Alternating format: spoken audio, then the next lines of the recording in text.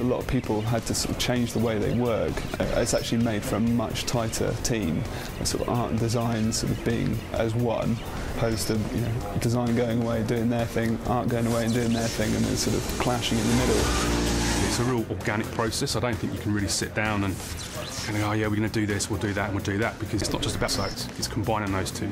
You hear a lot of developers now talk about an iterative design process, which just means you come up with an idea, you try and work it up a little bit, maybe you implement it, then you see it on screen, and then you look at it and go, this bit works, this bit doesn't, let's do more of the stuff that does work.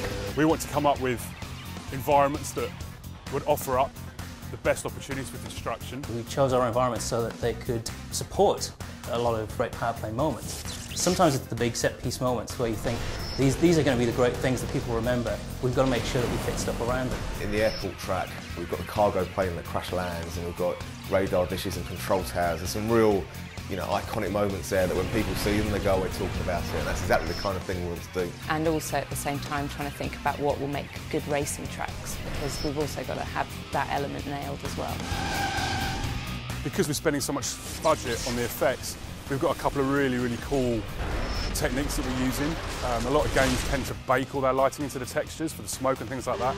But all our particles are actually being dynamically lit. In addition to that, we've got volumetric smoke in the game. The player's car and the AI cars can actually move out of the way, which is a really, really cool looking effect.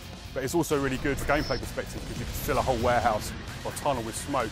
The player can't see where they're going, but if the AI cars are in front of them, they can part it out of the way, and suddenly you've got a whole new dynamic going on. The AI in the game needs to be more sophisticated than usual AI systems. There's a lot of technology in there to try and make them behave realistically under these conditions, but also don't want them to race perfectly. So they do sometimes make mistakes, they do sometimes clump up and group together, and they do sometimes just go flat out for the fastest lap. We wanted to make our cars look contemporary. We didn't want them to look too outrageous. If you did see them on the street, you might turn your head and go, wow, that's an amazing looking car. We thought, well, with the environment blowing up left, right and centre, and really we wanted to have cars that looked like they could fit in with that kind of destruction, they could take that kind of rough environment. We made some conscious decisions to remove the HUD from the corners of the screen, just so we could maximise all the effects that are happening on the screen.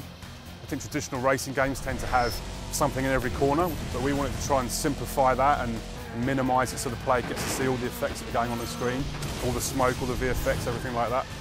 The racing game is a rhythmic thing rather than a spectacular thing. We try and take that rhythmic, combine it with the spectacular, and really produce something special.